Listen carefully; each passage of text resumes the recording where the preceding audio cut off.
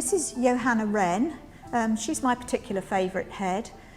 She is the only female murderer that we have in the UCL Knoll collection of heads. She was she lived in Germany, in Dresden, and she was executed for murdering her little girl who was 2.5. She had met, she worked in an inn in Dresden. She had already had 2 children by different fathers, one of which was being looked after by her mother in the countryside, and the other one, the little girl, was being looked after by a foster mother.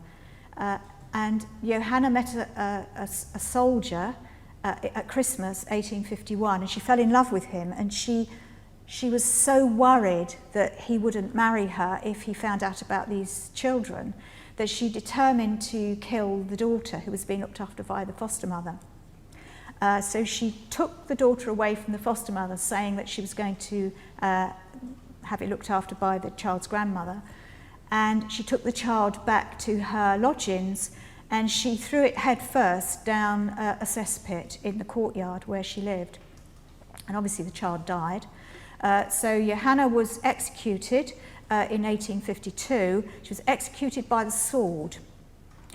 What happened was that the executor supposedly missed the target 3 times, so that he missed the head, so he didn't decapitate her at one swoop. He actually tried 3 times, his one and his another time, and then of course he executed her.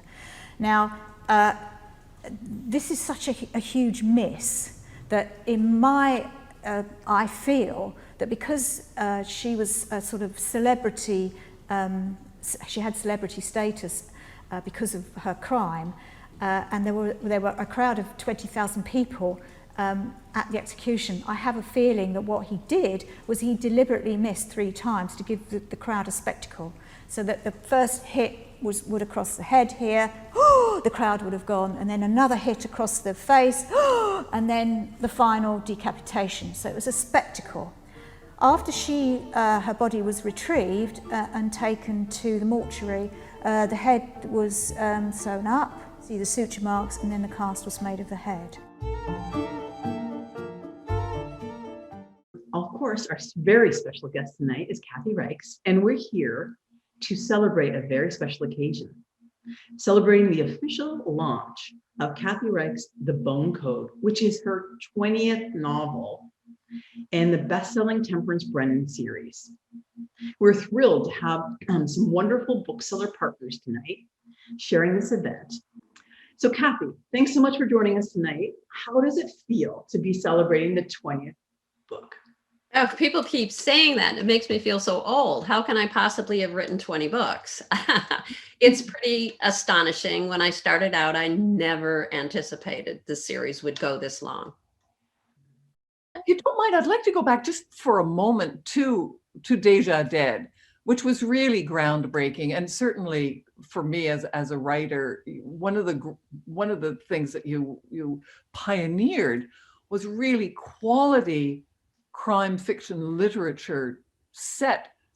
Deja Dead, from what I remember, was mostly set in Montreal. There was, some of the other, but it was, I would say, 80% set in Montreal. Is that correct? It was pretty much entirely set in Montreal. It was certainly entirely set in Quebec. Yes. So how did you, I know you were working there at the time, but were you at all tempted to not do that? Because it would have been a safer thing to do to set it in Charleston or set it anywhere else. Louise, I was so naive. I didn't know that. I just thought, I love Montreal. I love this setting. This setting will be close enough that an American audience will accept it, and yet French enough that it will be a bit exotic. So I just thought, and no one was using it. So I thought, that's it. It never occurred to me that there was this mindset in some publishing houses that Canadian settings will not succeed. No, and you really burst that open for the rest of us. You made it so much easier for the rest of us to be able to set novels there. Well, like with the first one being such a huge hit internationally, did that put pressure on you? Yes. Yeah. Can she do it again? Is she a one-hit wonder, or will she be able to produce another equally engaging book? I felt a lot of pressure. The pressure on the first book is, well, will anyone want to publish this? You know, I'm a totally unknown author, a debut author. No one's ever heard of me. Will it get, that was the pressure there. And then with the second book, can she do it again? Can I produce another one of these? And did you feel that pressure yourself, though? Did you wonder whether you could? Or... I certainly did. I don't know what was in the minds of others, but I suspect they thought the same thing. Can she do it again? You know? And of course you did. And now 20 later. And what's astonishing is that you go from strength to strength, which is, you know, so exciting as another author to see. The other thing you've done, because you haven't just sort of sat down and glided on temp. You were talking about the science and you making sure, and that was something you felt very strongly about, clearly with the television series too, was that you were the watchdog. Yeah, that was largely my role. I read every script, all 246 of them, and gave it notes, as they say in Hollywood, gave input on largely on the science. We pushed the envelope, we stretched it a bit, but in the writer's room, we would say it has to be plausible. And when I would give notes, if I would come across something that was just outrageous, I'd say, this won't work. And they generally took my input and usually would modify it. And things have changed a lot. Science has changed. Technology has changed a great deal. Is it a challenge to keep up with it? It is, but I still, I don't do very much casework, but I still attend professional meetings and I still read our journals. And I have a regular weekly meeting with 5 other women forensic anthropologists. So we're always bouncing ideas off of each other, and I listen to stories about their cases. And so I'm never at a shortage, either for story ideas or keeping up with technology especially in areas of forensic science that are not mine. Yeah. In this book, you talk about genetics a lot and CRISPR and things like that. Is that something you knew about beforehand, or did you have to research? Or, like, it's terrifying. I mean, it really is. Enough to be dangerous. I knew that the whole genome, human genome, had been mapped. I knew that we had this technology to modify that genome. So right away, that's an idea right there. Whoa, if someone does this and they're doing something they shouldn't be. But I had to do a lot of research. I read this big, giant manuscript on the ethics of human genome editing. And yeah, so I did a lot of research then. I started with the idea and expanded out into research on vaccine production and what's a contagious disease. And when I wrote the book, it was way before COVID. Even though I have this flare up of this flesh-eating contagion in Charleston, I haven't heard from them how they feel about that. But yeah, I had to go back and research all this stuff. Well, I actually want to ask you about this with Temp and Kathy, and whether the two have grown closer together or further apart, or how has that happened over the course of the life of this series? Well, I think she parallels me so much professionally, not personally necessarily, that, you know, we've evolved together. We've evolved with the science, and there hasn't been a lot of change there. What changes are the different cases that she works on. And that's true. Every time I'd go into the lab, it would be something. Every time you thought, this is the most bizarre thing I've ever seen, I'd go into the lab and there'd be something even stranger. So she and I certainly have, you know, we've grown with our science professionally, but personally, I think she's always been her own person. She's a recovering alcoholic, which I'm certainly not. We've been at a cocktail party together, so you know that. I definitely take a drink now and then.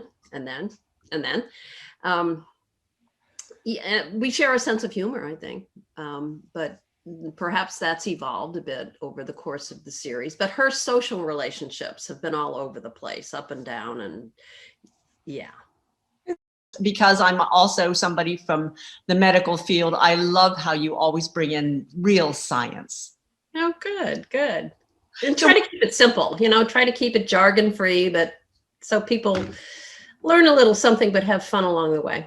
Yeah. As the series evolved and people watched it, they were good with it. They just figured, well, okay, this is more of Tempe. It's different, but it's more of, a different manifestation of the character. And also what I would say is think of it as a prequel. Yeah, she's younger. She's more awkward socially. She's in Washington, D.C. Think of that as a prequel to the Tempe in the books. I usually come up with a theme for the book first, and then think, okay, how can I drive this story with the forensics? So do you have any ideas for another type of series that, I know you're doing a young adult series as well. Anything else that might be making its way to television? I don't think so. My son and I did the Virals series. We did 6 books in that. And we think that would make a great series, either animated or, live action or whatever. Nobody agrees with us yet. So we do have 6 books in that series, if anyone's interested. All right, switching over to the TV series, who was your favorite guest star on the Bones series? Oh, we had Betty White. You gotta go with Betty White. What is she, 97 years old or something like that? And she is still absolutely sharp as a tack and has a wonderful sense of humor. She played our oldest intern. And I'm sure she was fantastic. Yeah, she's Betty White. I never would have named her Temperance if I'd thought of the connection between her being a non-drinker. Right. I was like, oh, when a journalist pointed that out in an interview, I wouldn't have used that name. Awesome. Okay, well, we like to finish off by asking authors about some of their favorite books. So we've got a couple of questions for you. What is the best book that you've read this year so far? This year, I read A Woman of No Importance. I really enjoyed that. True story of a woman who was a spy, a very valuable spy, who had one leg and was a very valuable spy in World War II.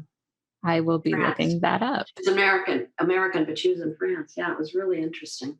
You're at the beach, so this is close. But if you could only take one book to a desert island, what book would it be? Oh, it'd be a long one. So that would last. How long am I going to be on this desert island? That's a good question. We don't have any qualifiers. Oh, gosh. I guess I'd try to find some. I will fess up. I've never read War and Peace. I mean, maybe that would be the perfect setting There you go. to do it. So, all right. And final question. Is there one book or one author who's inspired you as a writer? I'm going to have to say it's lots of books. Anyone who writes really badly and anyone who writes really, really well. If I read something that's written badly, first of all, I don't finish it, but I say to myself, I never want to, write a sentence like that. I never want to use a cliche like that. And then when I read something that's just really beautifully written, I say, wow, how do I do that?